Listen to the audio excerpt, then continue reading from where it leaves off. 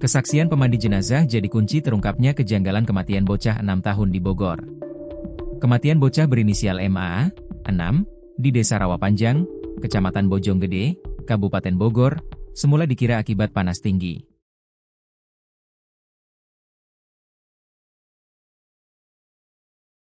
Namun, hasil ekshumasi yang dilakukan pihak kepolisian mengungkap fakta berbeda. Ada dugaan kuat sang bocah meninggal akibat penganiayaan.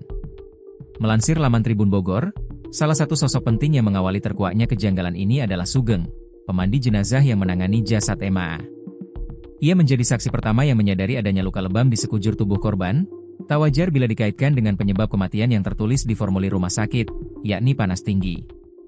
Saya lihat banyak lebam di wajah dan punggung. Karena penasaran, saya tanya ke bapaknya. Katanya, anaknya kejedot pintu dan jatuh di kamar mandi, ujar Sugeng, Kamis, 23 Oktober 2025. Meski sempat menerima penjelasan itu, Sugeng mengaku hatinya diliputi rasa curiga.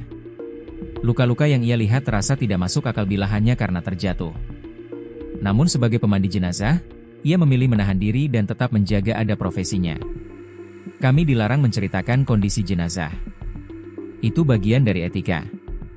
Tapi dalam hati, saya merasa ada yang tidak beres, tambahnya.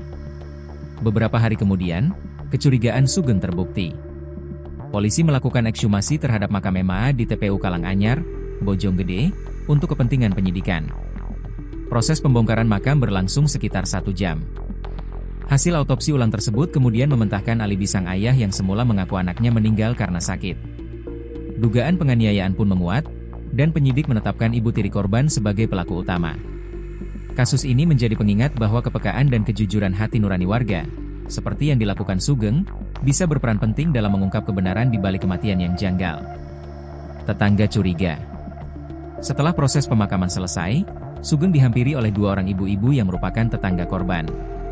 Saat itu, kedua ibu-ibu tersebut bertanya kepada Sugeng, apakah jenazah sudah dimakamkan dan memberitahunya bahwa ada dugaan penganiayaan di balik kematiannya. Pak Sugeng, ini jenazah sudah dikubur? Sudah, kenapa Bu? Aduh, saya terlambat. Kenapa? Ini menurut dia itu, karena ini ada dugaan kekerasan dari orang tuanya, ungkapnya. Pernyataan ibu-ibu tersebut seolah menjawab kegundahan Sugeng yang selama pemrosesan jenazah hanya bisa memendam sendiri ketika melihat tubuh korban penuh luka lebam. Sugeng yang sejak memandikan jenazah hanya menduga-duga pun menemukan titik terang sehingga dapat mengambil langkah.